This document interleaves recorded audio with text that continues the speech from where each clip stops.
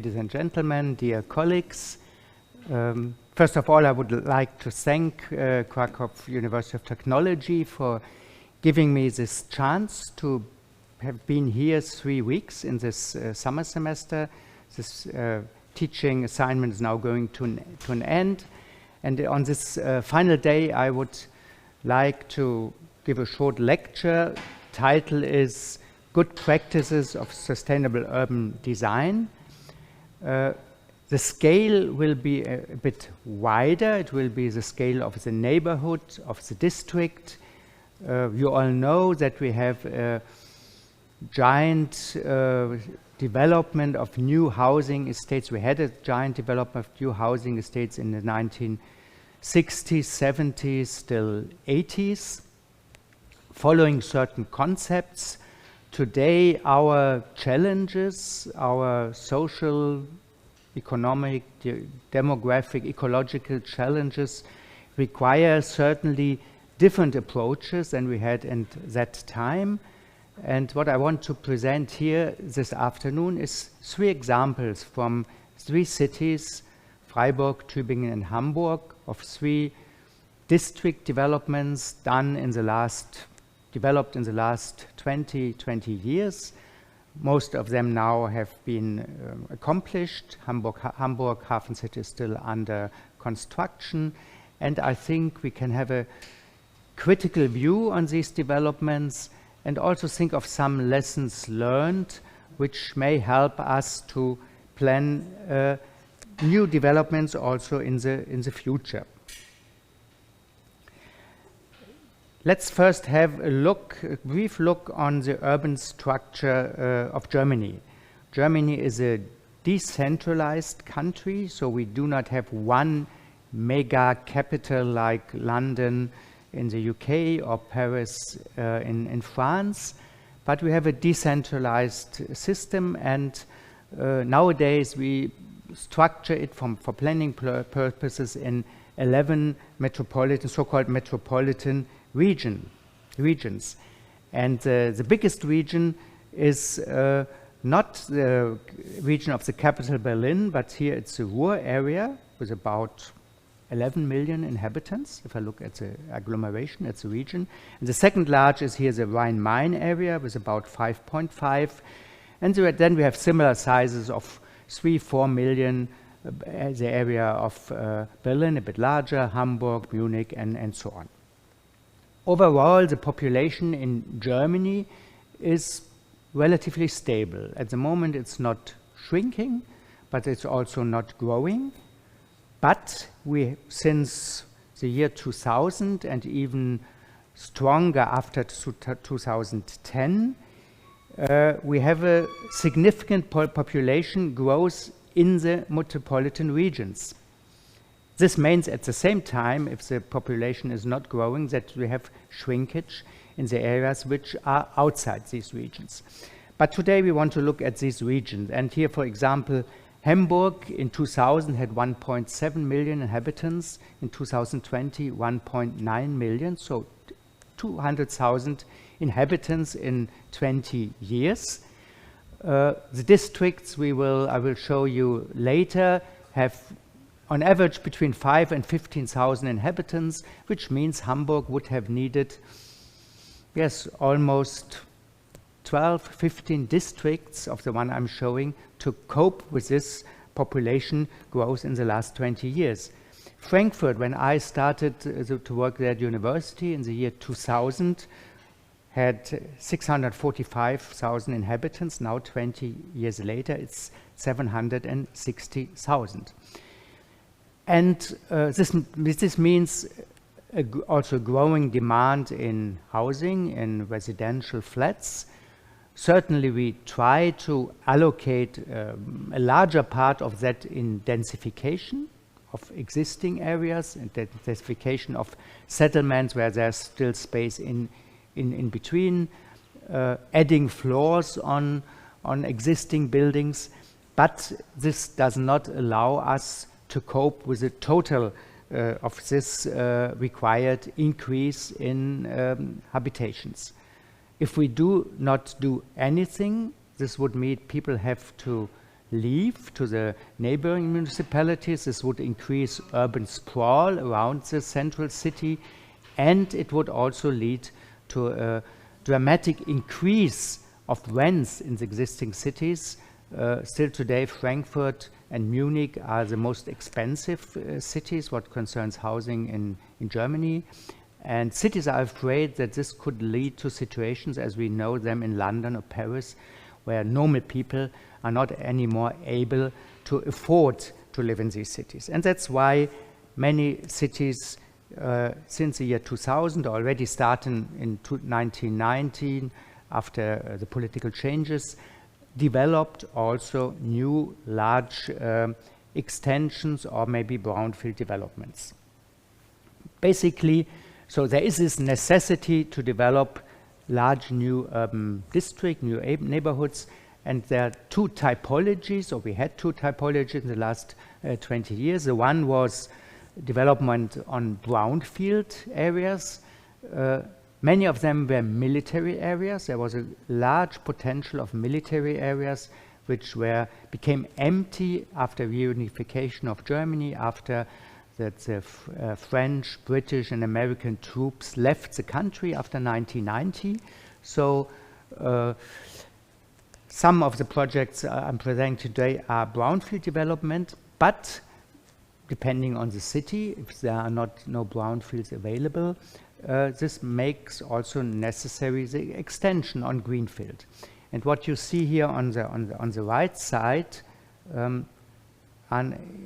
in between this red colored border, is an area which Frankfurt is studying at the moment as a potential, the last potential expansion area within the city boundaries. So we had a consultation 2 years ago with 7 architectural studios who were invited to make proposals for up to 30,000 inhabitants to be hosted in this area. Frankfurt is forecasting a need of 90,000 flats in the next 20 years. So also this extension would cover only a part of it. So this, what I'm showing today, is still a challenge also for the future. Yes, if we approach such district development today, we certainly do it with different concepts and approaches than in the past. What we see here is the largest settlement in Frankfurt in the 1960s, Northwest City. At that time, it was the largest overall development in Germany, housing. It was for 25,000 inhabitants. You see here the building footprint. And at that time, except the commercial center, which is here in the southeast, there was not one job provided or intended to be located in this area. So the idea at that time was 20,000 people live here, but they work in the harbor, in the central business district, in industrial areas, and they move. And obviously, the way one still hoped at that time to move, the prophecy was by car. And you see on the left image also from Nordweststadt that they built large streets, well connected, even connecting with a kind of freeway to the city center of Frankfurt, a freeway which nowadays we are thinking maybe to pull down again. So this automobile dependency was typical, and also you see it from the plan, a relatively low density with large green spaces in between, which today have again regained a certain quality.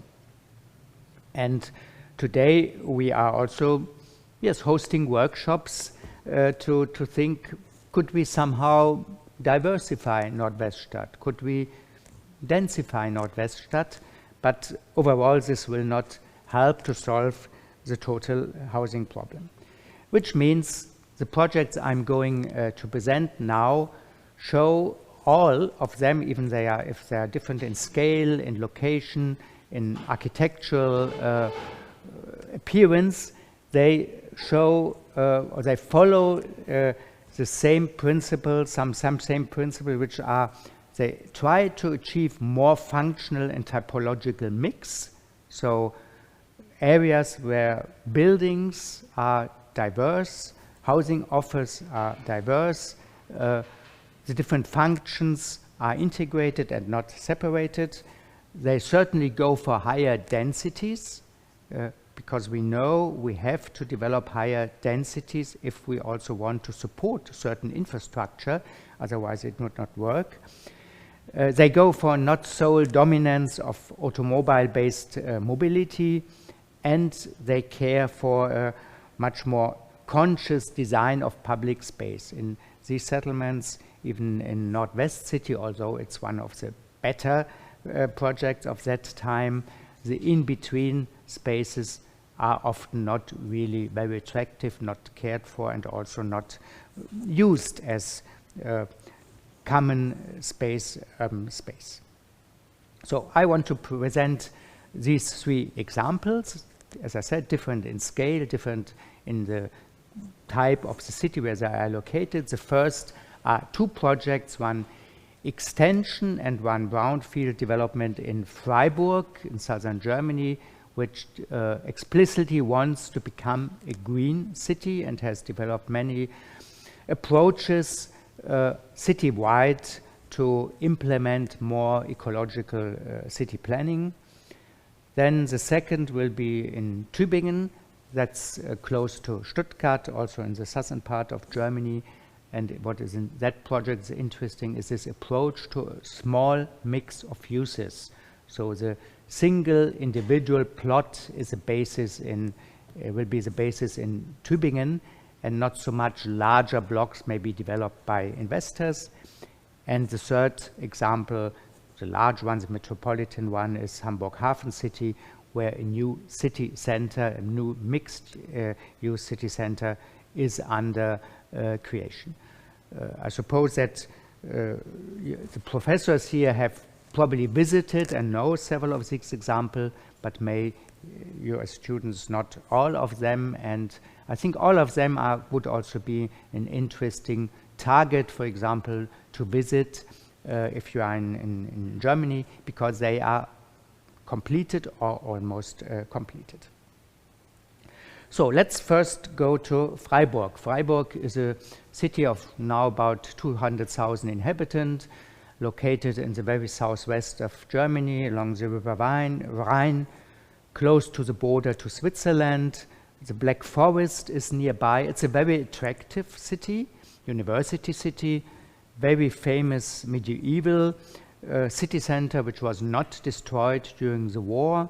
So that's why it is attractive, and in the last 50 years or 60 years since 1960, it has also attracted many people, and it increased.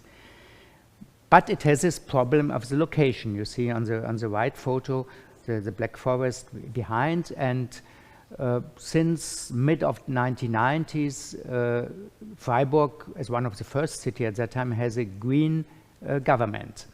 So there was this effort to already at that time in the 1990s to develop a more sustainable city.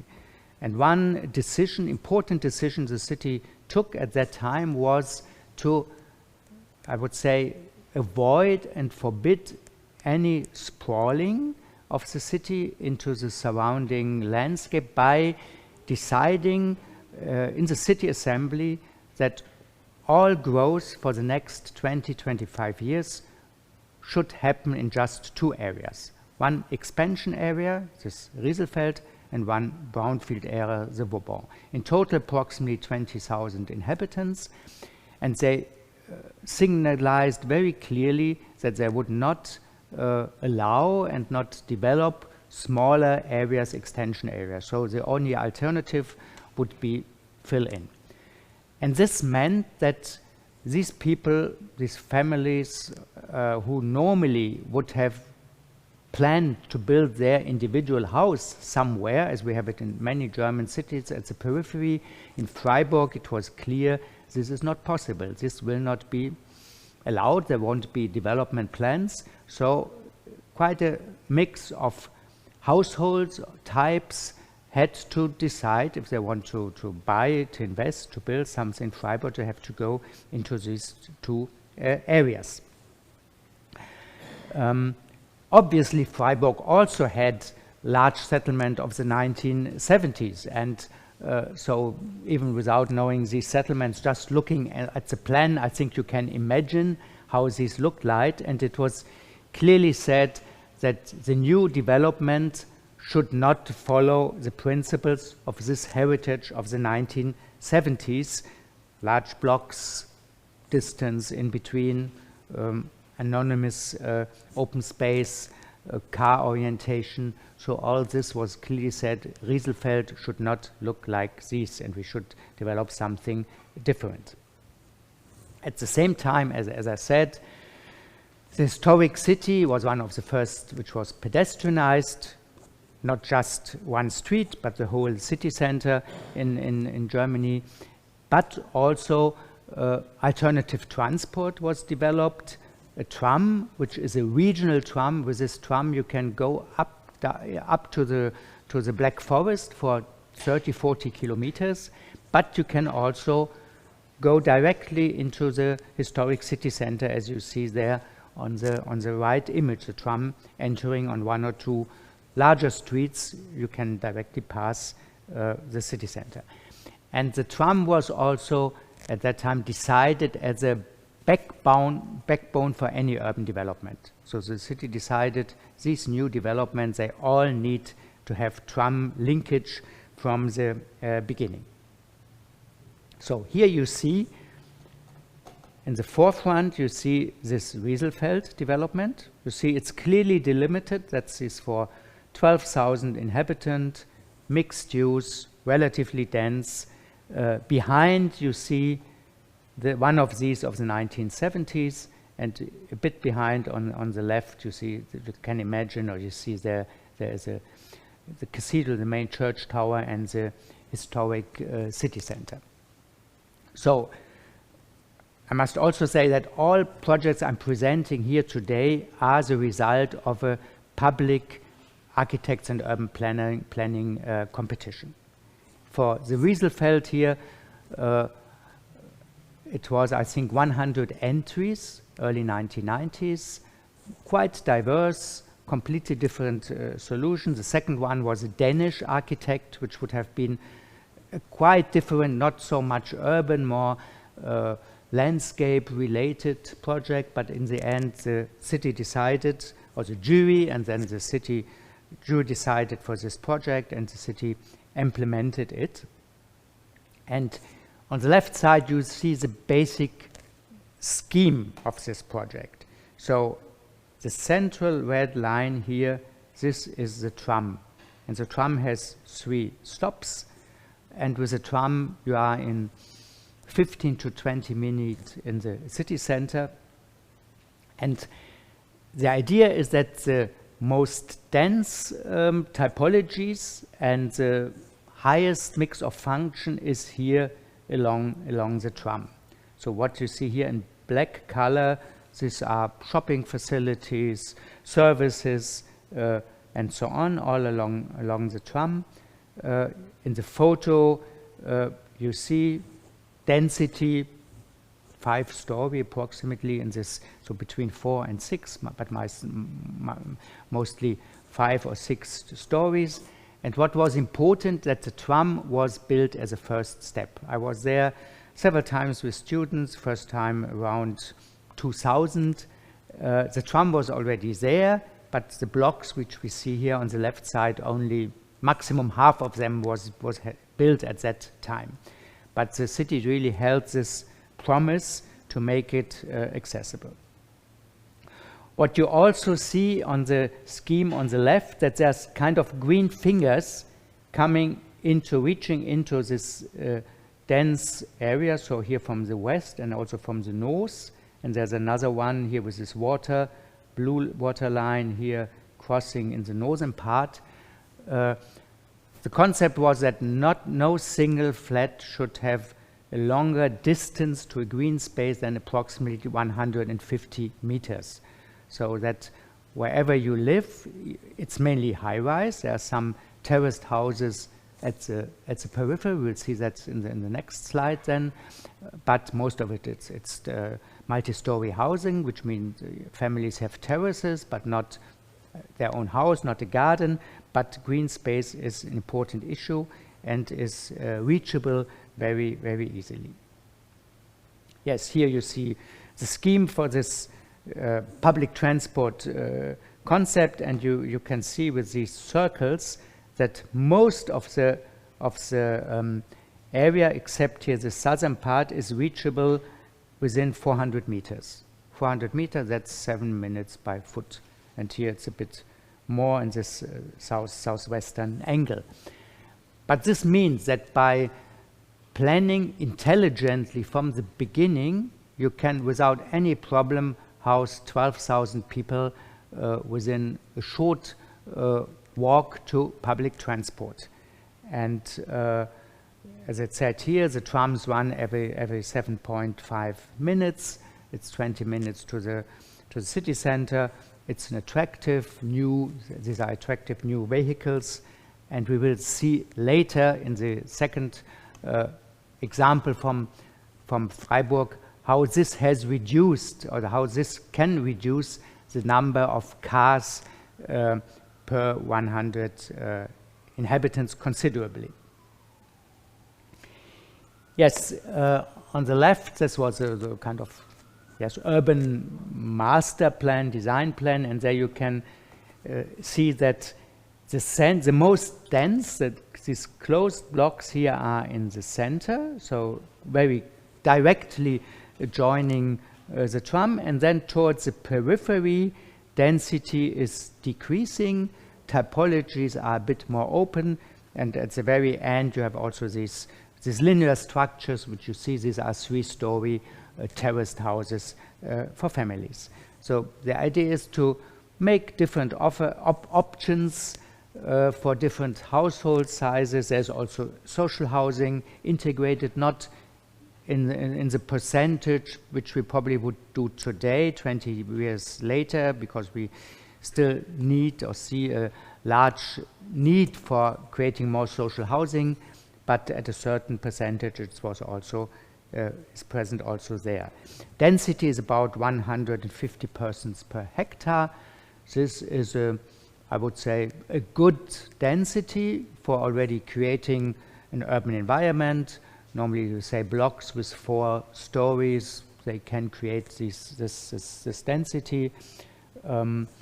It's not extremely high, but it allows already to support certain infrastructure and cultural and social services. Yes, as I said, green space is something important. Some of these photos were taken, I think, 4 or 5 years ago, so buildings had already been established for maybe 10, 12 years.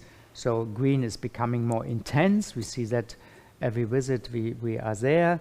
And even if you live in a multi-story area, you have a good connection to green. And it's not always your single one-family house which is the best connection to green, but here it shows that even this project can have this relation of built space and open space. And also there, these spaces were used since the beginning for rainwater cycles, rainwater harvesting, so all the rain is led into these green spaces, and also there's an attempt to create a diversity of plants, of trees, and not everything is cared for like an urban park. Some is left to itself.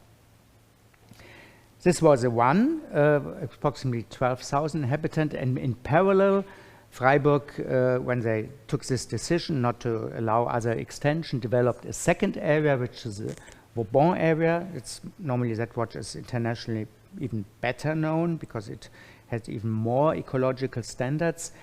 This was a military area before. The photo we see here is already when partly it was built. And it's based on the same concept. Also, again, oops, sorry.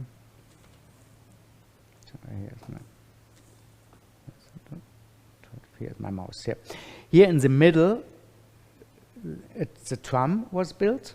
So again, same principle, tram in the middle, and on both sides the development. In this case, it's not blocks, because here there is a very nice landscape area here to the south of the area. So here it's more linear structures, and in between, which it cannot be seen so well on this photo, in between there are linear parks, strips of green, which then connect the adjoining green area with the interior of the district. Yes, here we see this central tram line. Again, we see it here on the plan. And on the plan on the left, you also see these green fingers which come out from the adjoining landscape and reach into the area, which are public green spaces. In Vauban, it's not so much larger blocks built by housing association or corporations or investors, and then apartments which are rented or are sold. Here in Vauban, it's mainly houses for already there. It was developed so-called building groups, which means people, in that case 2 or 3 parties, which together buy a plot and build a house for 2 or 3 families.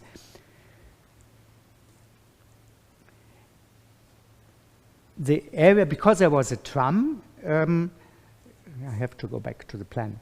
The area was tried to be not car-free, but with just reduced cars. And this meant that in public space, you were not allowed to park. And under these relatively narrow townhouses also, underground garages were not allowed. But there are only 2, where's my mouse here? There are 2 car parks. One is here, sorry, here at the entrance, and the other one is, I think, here. So there are 2 car parks where you have to park your car if you have a car. For the rest, it's not possible. Here you see this traffic calmed residential street, and on left and right you see the houses is for building groups. This means that the space you need for this public access for the streets, it's much more reduced than a normal street. And the properties are also relatively small. These are not large plots, which meant in total, again, you could create a higher density or leave more space, public space. So these traffic calmed streets lead to minimal space consumption, and also an increased quality of life, because it can be used best for children to play out. You have to drive at you can go there to deliver. You are allowed to reach your house, but you're not allowed to park. As there were these 2 options in Freiburg, somehow also I would say the clients were able to decide maybe where they are more interested. And it was obvious that those who think a car is not really so necessary moved maybe to Vauban. And there was done some investigation later, that's here from the year 2010. At that time, Freiburg overall had 35 cars per 100 inhabitants. That's already a relatively low number. In other cities in Germany, we have between 500 and 600, except Berlin. Berlin is also about 400, because you have a perfect public transport. But in normal German cities, we have values between, so 400 or 500 per 1,000, so 40, 50, 60 for 100. In Freiburg it's already lower, but in Vauban it's only 16 cars in the year 2000. That means that the system somehow worked, and people used public transit. Bicycling also is very important in Freiburg. And you see on the right, these are car parking spaces. Often the few spaces which are allowed to park in public space were also allocated to car sharing. Yes, Vauban, even more than Rieselfeld, addresses this variety of typologies, also of architecture, and this is due to this concept of the building groups, which build their own house with their architects. This also leads to yes, a diversity of not only of households living there, but also of forms of ownership and of the, let me say at the end, the architectural appearance. Also in Vauban, I mentioned these green fingers. There's an intensive and well-designed greenscape, landscape with playgrounds. And again, the idea is properties for the single house can be smaller and even cost less because you have to pay per square meter if you have attractive green recreational spaces directly in front of your house, and children can go there safely without crossing a street and so on. So I think both examples here in Freiburg are very relevant and exceptional also for the green concept, which was integrated from the beginning. Similar to Rieselfeld, also in Vauban, rainwater infiltration was yes, obligatory from the beginning. So you see on the left image a space where rainwater is let in. It's a green space, it's watered. If there's really heavy rain, let me say for a few weeks, then it will maybe be filled with more water, otherwise it's just a green space. And in Freiburg, because it's also a very sunny area on the right, that's Vauban, we had also the first energy plus settlement in Germany already around 2005, I think, which means this project we see on the right, which produces more energy by panels on the roof, on the facade, than it needs itself. And under the German law, you can give this back to, or you can give this into the national electricity grid. So if you produce more on some days, you can deliver it into the grid. Community participation played an important role, not so much in Rieselfeld, but in Vauban. There's a central market square. On the right upper photo, you see one of the houses from the military period they preserved, and it becomes a community center. There are working groups, and still today inhabitants are much involved in developing and caring for their area related to green, to mobility, to cultural activities, and so on. And I think that's also important to make people feel them responsible for their environment. Yes, both at the moment, both, or 2-3 years, both are full now. Now the question for the city of Freiburg was how to continue, because they had this decision, no other extension areas were planned, just infilled. So what they decided now recently is to build a next extension areas close to Rieselfeld. So Rieselfeld is here on the plan at the bottom, and the tram, which we have seen, will be extended and will be led here into a new area, which is now, competition has taken place. Now they're preparing the legal plans. So we will have a new area, Dietzenbach, it's now called, which very similarly is organized as what we have seen in Rieselfeld. So again, the tram at the center, more dense areas here at the center and less dense. And here there is a freeway leading into the city. So here along the border, the brownish, that's more office and non-housing, non-residential use. But it's very similar. So they are trying to build on the experience. It will not be identical, but for the city, this was obviously a successful way to concentrate the expansion. So they decided, and Dietzenbach, as far as I remember, is planned for approximately 20,000 inhabitants. So it will be a larger settlement, and then probably cater for the next, hopefully 15, 20 years. Yes, second example city of Tübingen. Tübingen, as I said, it's a medieval city, probably the nicest in Germany. Even I always say nicer, better preserved and more attractive than Heidelberg. You see it's on the Neckar. The river is here on the map. And here, north of the river, here you see the dense historic city center of Tübingen. And it was the first historic center with what was refurbished in the late 70s and early 80s. Because before, not much money was put in historic city centers before 1975. They were decaying, nobody was really interested in this heritage, and it was discovered. And Tübingen was not destroyed during the war, so it has become a very lively, small medieval city center where people still live. It is also touristic, but it's also inhabited. There's a university close to the historic city center. There are markets, there are shops. And after reunification, this space here, and Tübingen also is very attractive because it's close to Stuttgart. And what you can see, I think I have to mention this first, if you look here in the upper part of the image, how sprawled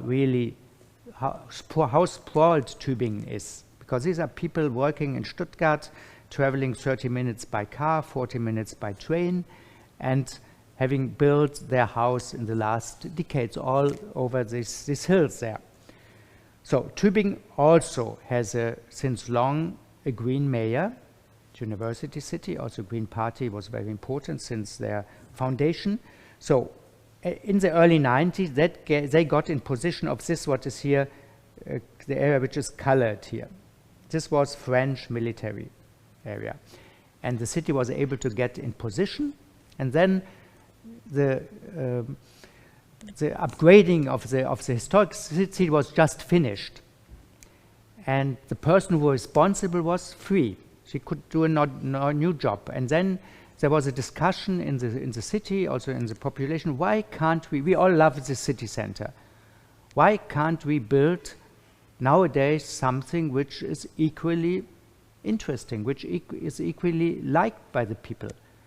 And so Andreas Feldkeller, that's his name, he became the head of this new development, and they decided, let us try to build a new city based on these principles which we find in the historic, which is single houses on single plots, mixed use, and quite diverse appearance.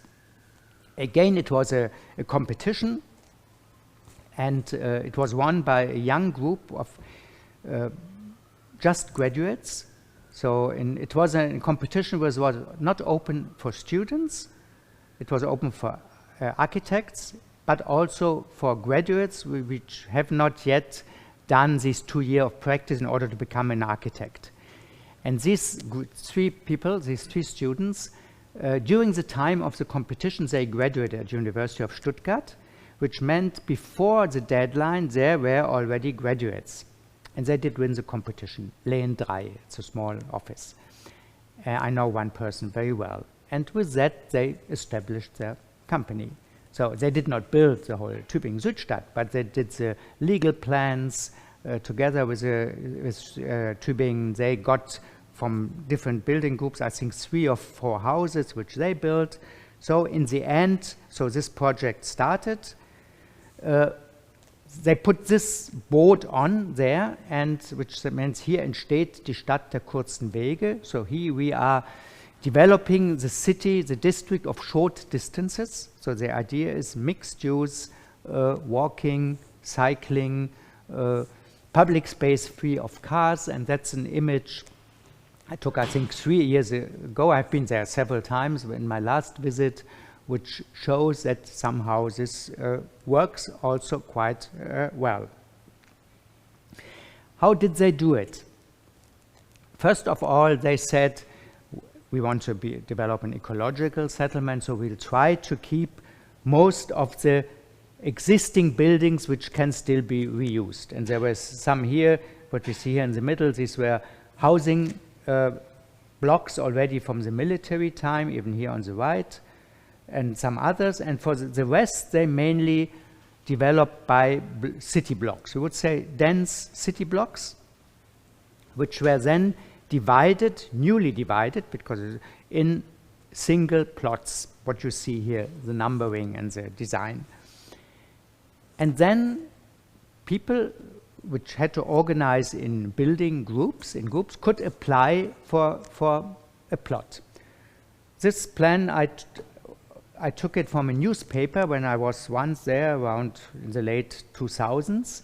It was on a Saturday, and what we see here, D, E, C, I, F, G, K. These are plots which were still empty at that time. So it was announced in the newspaper, and you could try to form a group and then apply for this plot. And what you see here on the left, where it's A and G, this means there was still a whole half of a block which was not yet subdivided, because the subdivision of the plots partly was developed depending on the interests and the size and the concepts of these building groups. And it was obligatory, if you wanted to apply for a plot, you had to provide a concept, what you want to do, and you had to integrate at least one non-housing function.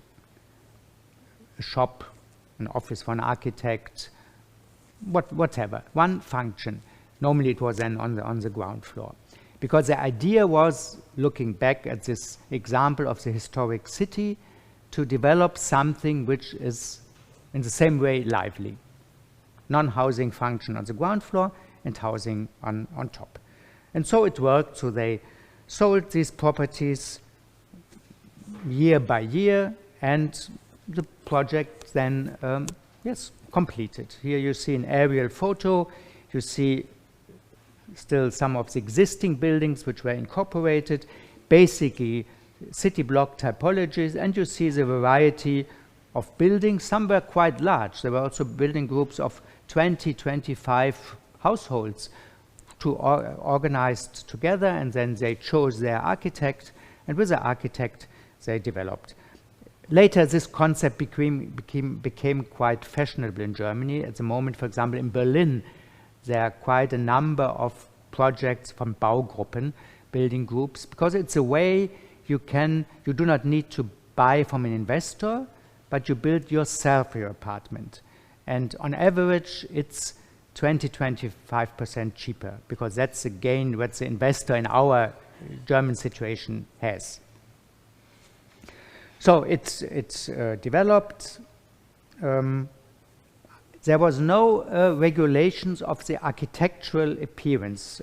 These colleagues who did win the competition, they even in the legal plan, they did not define the number of floors, which normally is in Germany is usual. You have a legal plan, you say 4 floors, 3 floors, and so on.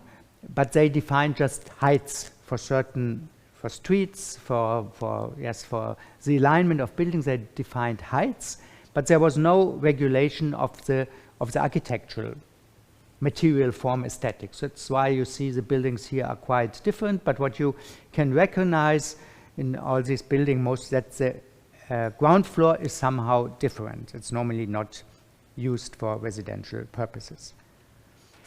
Again, similar to Vauban, because these plots are quite small, underground parking was not allowed, and there were some centralized parking, multi-story car parks are in that area. For the rest, again, you are not allowed to park on most of the streets. You can deliver, and this means you get another quality of open space, which we see here, which can then be used as for daily life in a completely different way. So you have a high quality, car-free public space. And then, because it was mainly based on this principle of more or less city blocks, you have always the public side, the street, the square, but you have also the internal courtyard. And there, many of these building groups decided not to subdivide the plots inside the block, but maybe to have a small terrace and then use the central space together, which makes it much more attractive than it's not divided by fences somehow. So here's some photos of these internal blocks. As I said, the city tried to integrate existing buildings and also to use them to develop this mix of use. The whole was, I forgot to say this, from the legal point of view, was defined as a mixed-use area. Not as residential, but a mixed-use area. And mixed-use area means you cannot object later if you live there that there's too much noise or so, because it was a mixed-use area, and which means part of the buildings here on the left were used for craftsmen. I think there is a carpenter there, Holzwerk. Part on the right, on the top, these were the old stables, horse stables. 100 years ago, there were soldiers with horses. So this was subdivided. Here you could buy a piece of a section of these stables, and then you were allowed to extend vertically. So this was a quite attractive part. You had to keep these walls, obviously, these brick walls, and then here some kind of terraced houses developed. Or here, you see here Panzerhalle. So this was a tank hall. There the facades were taken out, just the structure was left, and this now is a space for markets, for flea markets, for events, just a covered open space where previously the tanks were parked. Yes, I told you they have been there many times. So that's the same situation. This was taken, I think, 2 years ago. The other one maybe for 10 years ago, 12 years ago.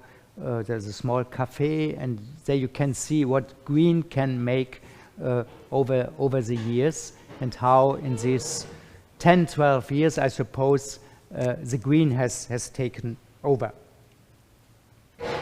Yeah, so this I really highly recommend to go to Tübingen, because it's very interesting. When this idea was developed, I still remember that in the profession it was discussed, this will not work, because you will not find enough people who agree from the beginning that one part of their house is dedicated or obliged, that one part of the house is dedicated for non-residential function. But it works quite well, and our assumption now is everybody knew that all neighbors, that everyone in this area has to follow this rule. And so those who moved there were certainly people who were interested in such an environment, but they were also sure that all the neighbors also have to follow the same rules. And so it's quite lively. There is one publication of it, which I recently saw, which showed, it was a mapping of all these activities, and there was more than 100 different activities which all happen in this area.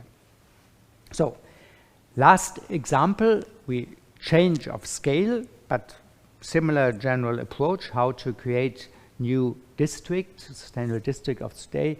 Hafen City, some of you probably have been there.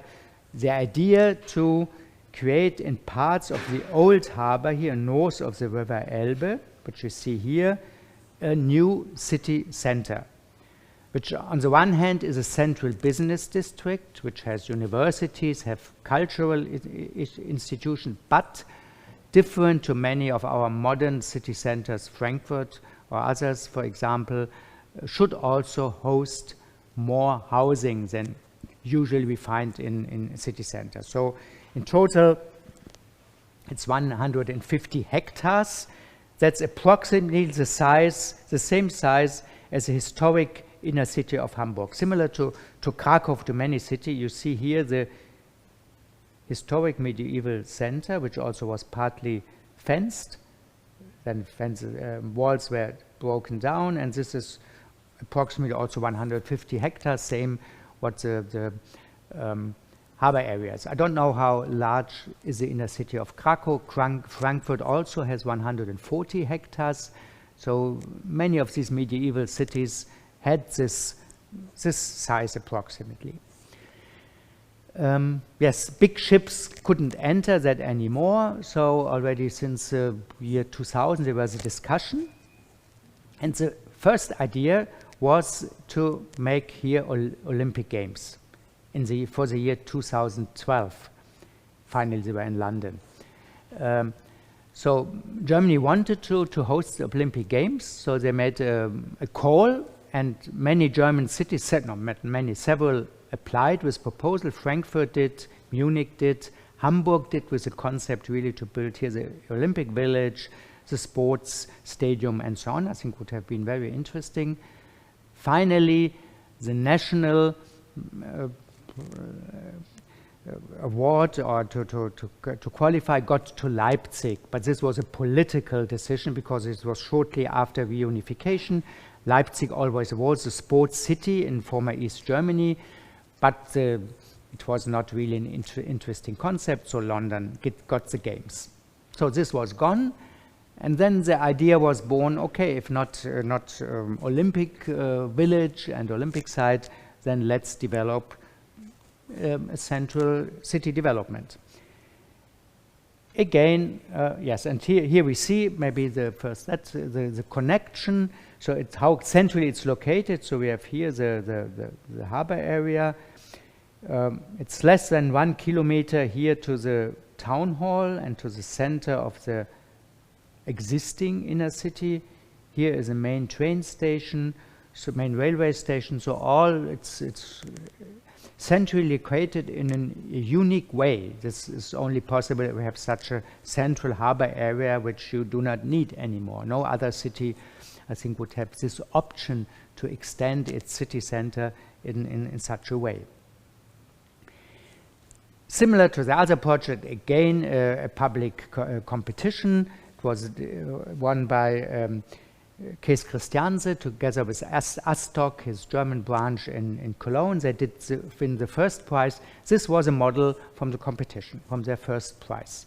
So you never translate this one-to-one in a master plan, especially if this goes after for so long period. But it's interesting considering this again today, that many elements which were already present here have been transferred. So for example, the decision to have large green spaces here, to densify especially with single higher points towards the river Elbe here, to keep all the riverfront promenades public. I think this was a political decision taken probably even before the competition, to say that the riverfront is such an exceptional space, you cannot allocate this to private investors or to private house owners.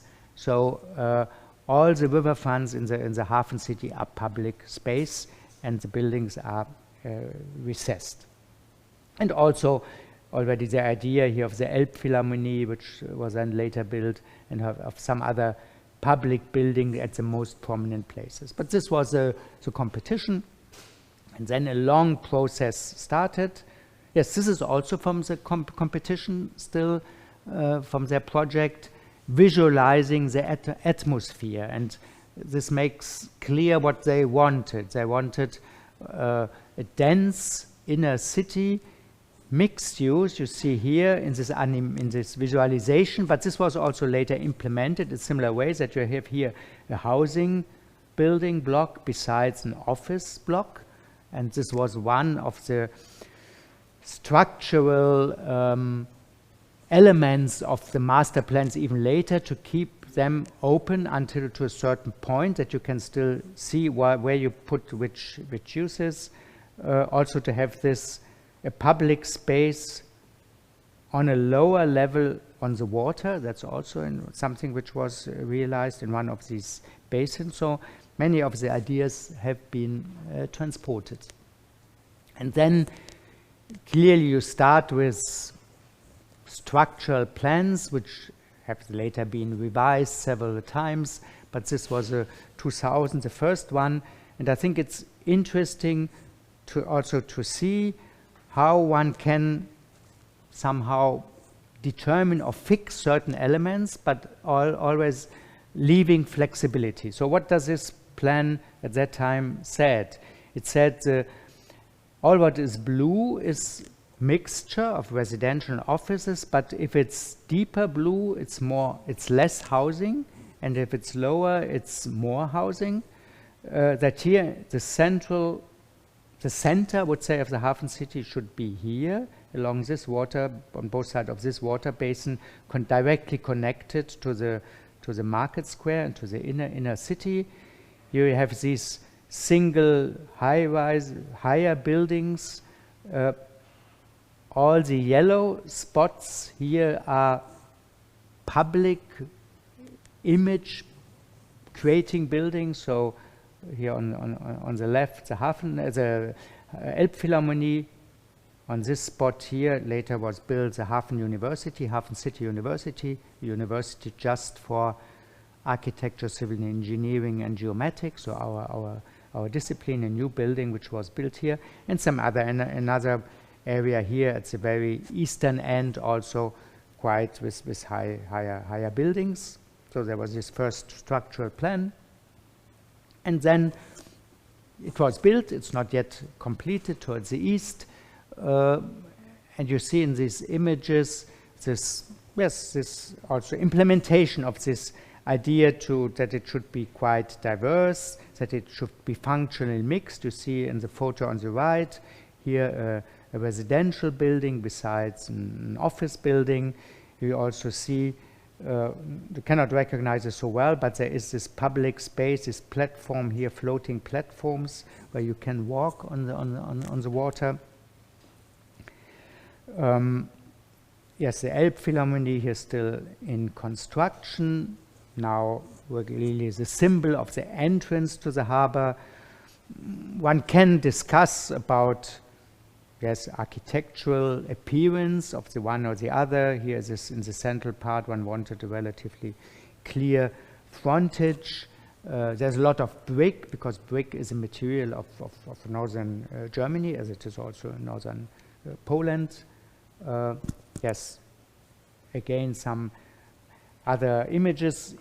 Here on the left, behind these buildings, there is the shopping zone. And the shopping zone basically is a mall from the conceptual idea, but it's an open sky mall, so it's not covered. So here the idea was to have an open space, which basically is managed as a mall, but it should be open to the sky.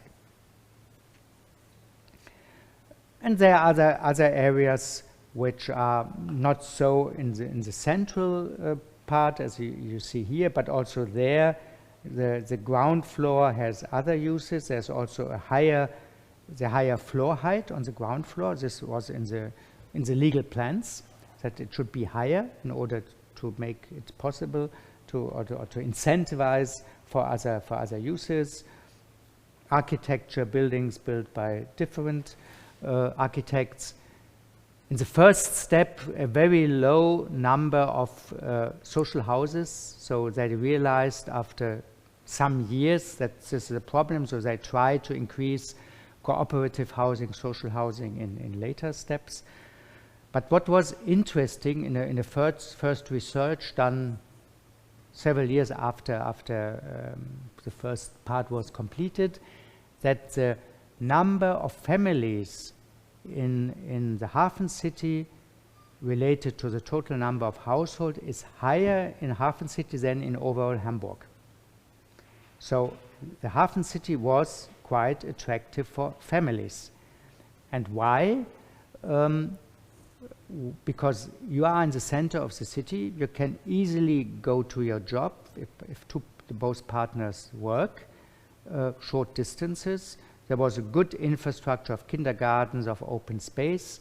Certainly it was not I would say, not the poorest families who moved there, but it really contradicted this opinion, very widespread, especially in northern Germany, but northern Germany has quite low densities, that families always want to live outside in their own house. And So one learned if you make the correct and attractive offers, that even such an inner city can be attractive for families.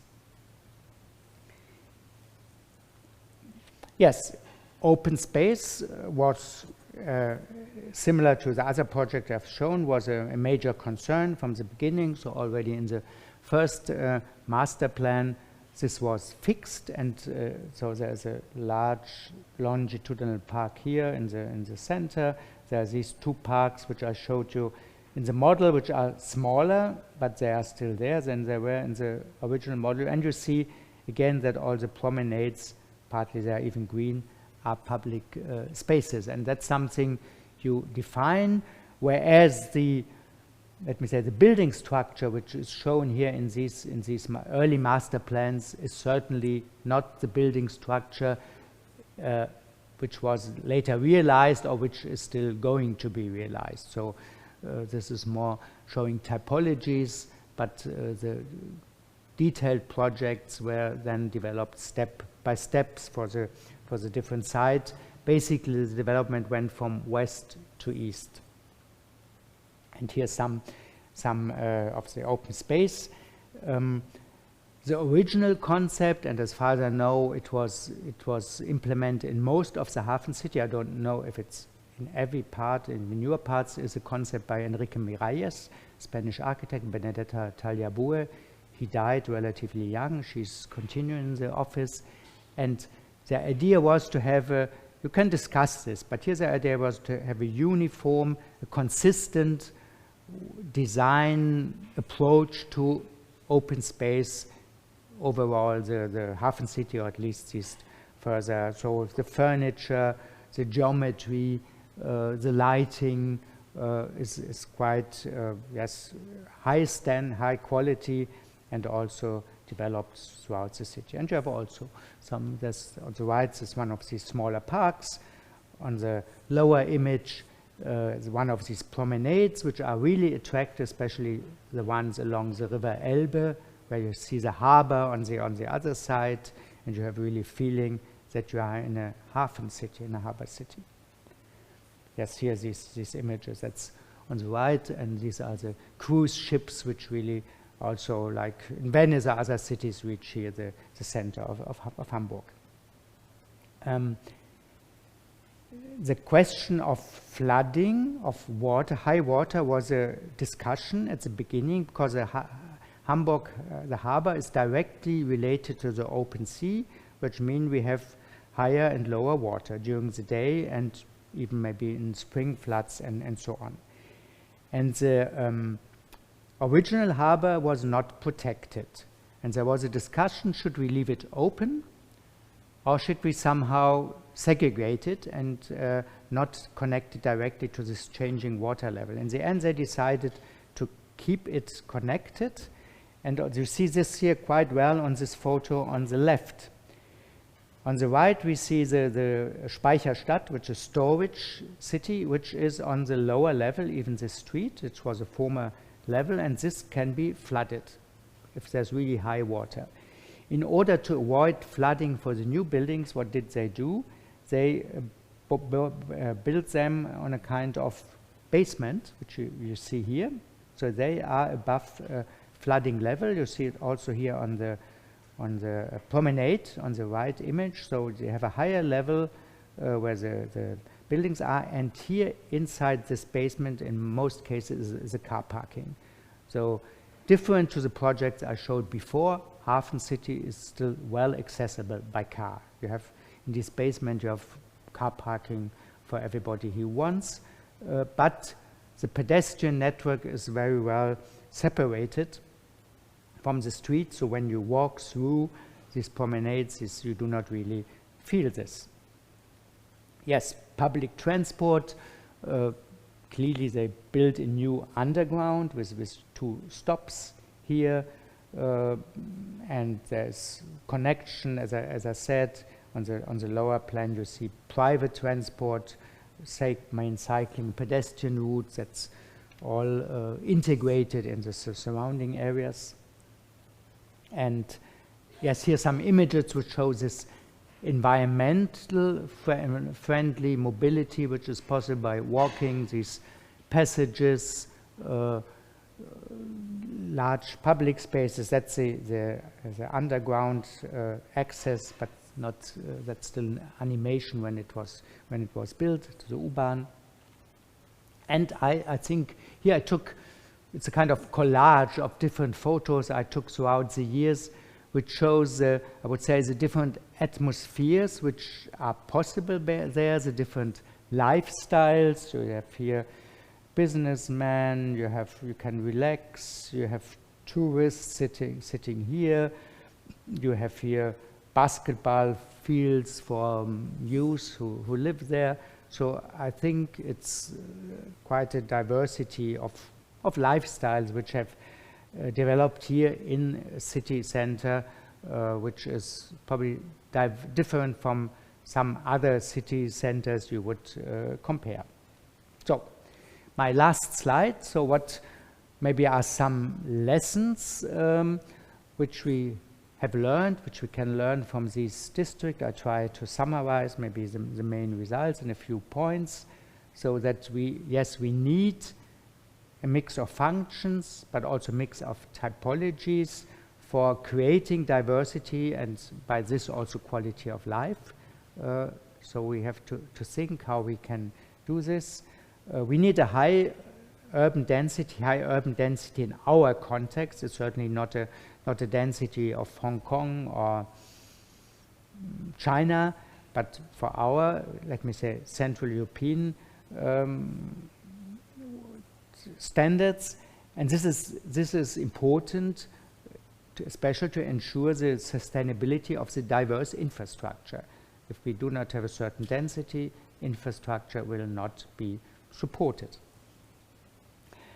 And by doing this, so having a quite diverse offers, functional offers, and having a relatively high density, we can reduce what we say, the enforced automobile circulation, which means we can create attractive priorities for walking, for cycling, for efficient public transport system, and we can reduce quite a consistent number of our daily trips. I told in the other lecture that we will not be able, that everybody lives where he works. Maybe in Hafen City, this is an example where many people who live there also work there, but in these other examples I showed, certainly not.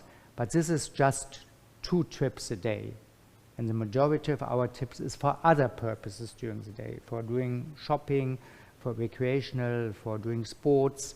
And often, especially in our Western Europe cities, if we would analyze this, would say that many people use the cars for trips where a better organization of the city which could be avoided.